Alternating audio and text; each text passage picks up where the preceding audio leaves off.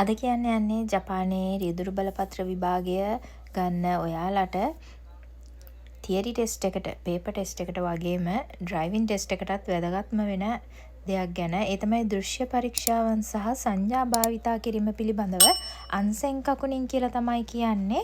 ගොඩක් වෙලාවට driving test එක ෆේල් වෙනවා අන්සෙන් කකුණින් මදිකම නිසා සහ අන්සෙන් කකුණින් නැතිකම නිසා. ඒ වගේම තමයි තියරි ටෙස්ට් එකෙත් මේ ගැන ගොඩක් අහනවා. පළමුව පසුපස දර්ශන දර්පණය හෝ වෙනත් දර්පණ භාවිතයෙන් ඔබේ වටපිටාව පරීක්ෂා කිරීම අවශ්‍ය වේ. පසුව දිශාදර්ශකයේ භාවිතයෙන් සංඥා කර අවසානයේ ප්‍රදේශය තවමත් පැහැදිලිදයි නැවත වරක් පරීක්ෂා කරන්න ඕනේ. ඒ කියන්නේ ඔයාලා යම්කිසි ඇක්ෂන් එකක් ගන්නවා නම් ඉස්සර කරනවා නම් එහෙමත් නැත්නම් ලේන් එක මාරු කරනවා නම් මුලින්ම එකපාර සිග්නල් දාන්න එපා. මුලින්ම කරන්න ඕන දේ තමයි වටපිටාව පරීක්ෂා කරන එක. මේ වටපිටාව පරීක්ෂා කරන එක කරන්නේ ඔයාලගේ rear view mirror එකෙන්. ඒ කියන්නේ පසුපස දර්ශන දර්පණයෙන් කකුණින් කරගන්න ඕනේ වටපිටාව. ඊට පස්සේ තමයි සිග්නල් ලයිට් එක දාන්නේ. තුන්වෙනි පියවර තමයි ඔයාලා ඇක්ෂන් එක ගන්න කලින් ක්‍රියා කරන්න කලින් ආපහු සැරයක් ඔයාලගේ සයිඩ් view mirror සහ ඒ කියන්නේ දෙපැති පැති කණ්ණාඩි සහ ඔයාලගේ බෙල්ල හරවලා ඩිරෙක්ට් විෂන් එකෙන් ආපහු කකුණින් කරගන්න ඕනේ වටපිටාව. ඊට පස්සේ තමයි ඔයාලා කරන්න හදන දේ කරන්න පුළුවන් වෙන්නේ. ඒක අන්තිම පියවර. සියලුම දර්පණවල අන්ධලප මේ කියන්නේ බ්ලයින්ඩ් ස්පොට් ඇති බව මතක තබා ගන්න.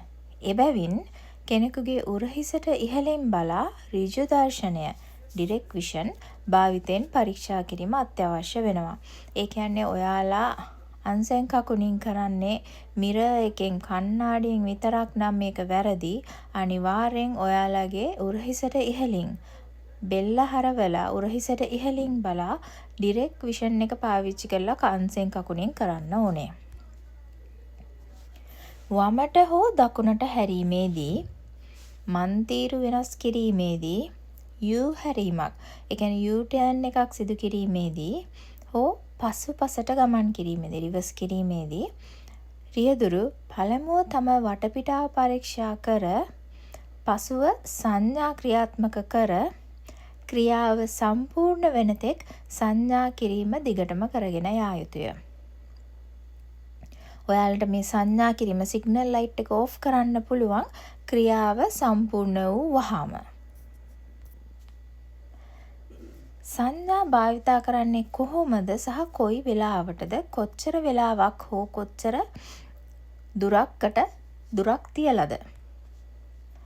වමට හැරීමේදී ඒ වමට හැරෙන ස්ථානයට ළඟා වීමට මීටර 30කට පෙර ඔයාලා සංඥා කරන්න පටන් ගන්න ඕනේ. කෙලින්ම ගමන් කරන අතරතුර වම්පසින් ඇති මන්තීරුවට ගමන් කිරීමේදී ඒ කියන්නේ ලේන් එක චේන්ජ් කරනකොට මේක ලෙෆ්ට් ටර්න් එකක් නෙවෙයි ලේන් චේන්ජ් එකක්. මේ වෙලාවේදී මන්තීරු වෙනස් කිරීමට අදහස් කිරීමට තප්පර 3කට පමණ පෙර කියලා තමයි තියෙන්නේ. ශියෝතෝ සුරු තොකොරෝ කියන එක තමයි ජපන් භාෂාවෙන්.